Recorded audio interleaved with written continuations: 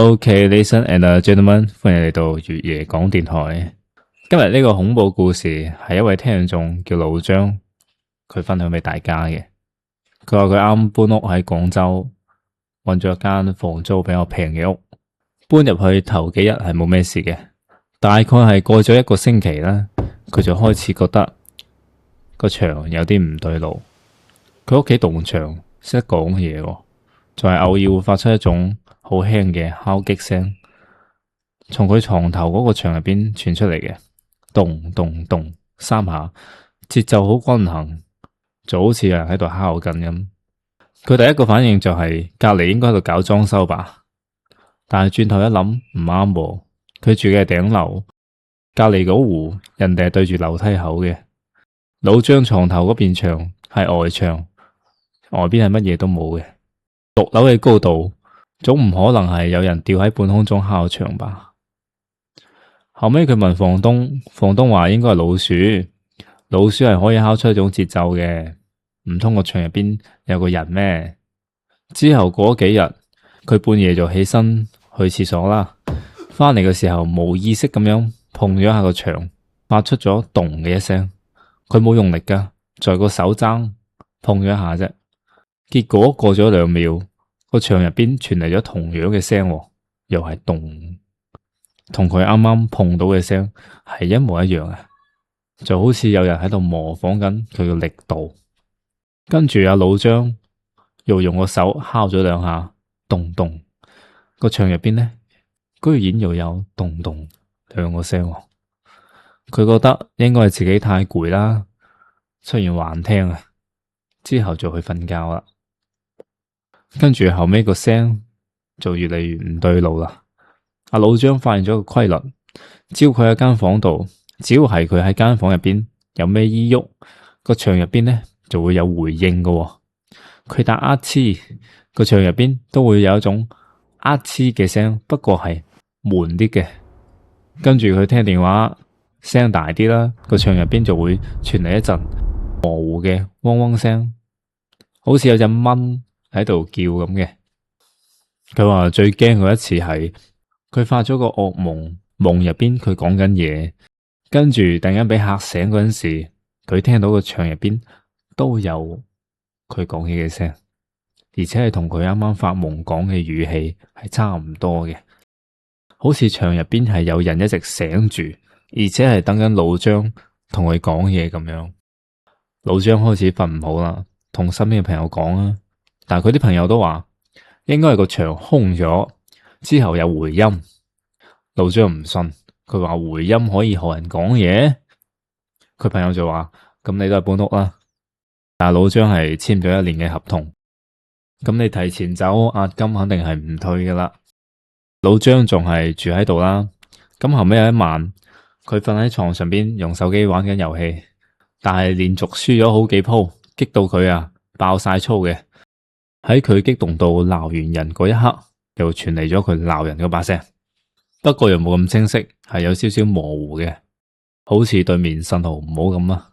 老張又俾嚇親，望住塊牆，望咗好耐，佢發現呢牆上邊係一個裂縫，大概係2毫米，從個天花板一直延伸到個踢腳線度。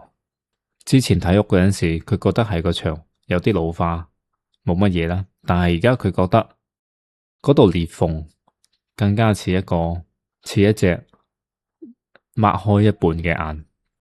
嗰晚老張就瞓唔着啦，跟住到咗第2日，佢同公司請咗個假，佢去做咩呢？佢去揾物業。物業嘅講法同佢朋友講法係一樣嘅。佢話應該個牆入邊係有空洞，所以佢講嘢嗰陣時會有聲。老張問翻佢，空洞可以學人講粗口嘅咩？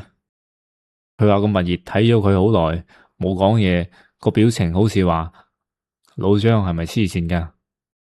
跟住老張翻咗去啦，喺個床頭呢係黐咗張紙仔，上面寫住3個字唔好敲，意思真係提醒自己唔好再敲，同埋都係想提醒個牆唔好再敲啦，唔好再發出同佢一樣嘅聲啦。跟住奇怪嘢就嚟啦，嗰晚真係冇晒聲，好安靜。老張以為單嘢就咁過咗去嘅，但係到咗第二日朝早起身，佢發現嗰張紙仔啊係有啲潮濕嘅，上邊嘅字跡唔好敲三個字係變濕咗嘅，模糊咗。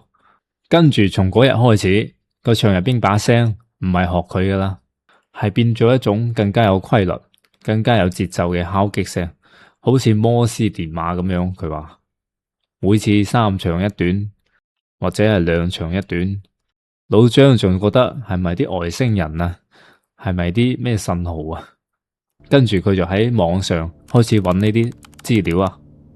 佢睇見有一個帖子話，如果係老屋嘅牆入邊發出聲咧，好可能係有啲動物仔喺入邊，比如話老鼠啊、蝙蝠啊，時間長咗出唔到去嗰種啊，困住咗嘅，就會用個爪喺度拗個牆。但係老張明顯聽到嘅唔係動物嘅聲啊，老張揾唔到答案，佢都頂唔順啦，跟住搬屋。咁佢就提前同個房東解約，個房東好唔開心啊，佢話你想揾理由退押金就直講啦。老張冇同佢解釋啊，就話係工作調動啫。後尾個房東都係退咗一半押金俾佢。好啦，喺佢搬走嗰日啦，佢將最後尾一件行李搬出門口，跟住回頭睇咗下個牆，成間屋空晒嘅，個陽光從個窗入邊照入嚟，睇起身就係一間普通嘅出租屋啦。正喺佢準備關門嗰陣時，佢又聽到牆入邊傳嚟咗一把聲，但係呢次唔係敲擊聲，係一個好輕嘅講嘢聲，好似有人把嘴啊貼住塊牆入邊，對住老張咁講：你要走啦。老張牛咗一下，跟住就即刻關翻道門，幾乎係跑住咁樣走咗。老張話佢後尾搬到另外一個地方，特別檢查下個牆有冇裂痕嘅，係發現冇，佢先住嘅。而且佢仲養成咗一個習慣，晚上瞓覺嗰時咧，會下意識咁樣避開個牆，就算係翻身嗰時，佢都要避免個手踭再碰到個牆。佢話嗰段時間咧，令佢最驚嘅唔係嗰個嘢喺度學佢講嘢啊，而係嗰個嘢開始自己講嘢啊。你話模仿咧，至少證明佢係喺外邊聽住你，跟住佢再同你講嘢啦。但係佢自己講嘢就證明佢有自主意識啊嘛。老張話佢嗰日搬走嗰時，佢聽到牆入邊講嘢啦，佢一直同自己講，肯定係佢聽錯咗。就算係講嘢，個牆應該就同佢講拜拜，應該唔係其他意思。OK，呢個故事就分享到呢度，歡迎各位投稿你哋嘅恐怖故事。呢度係粵嘢講，我哋下次再見。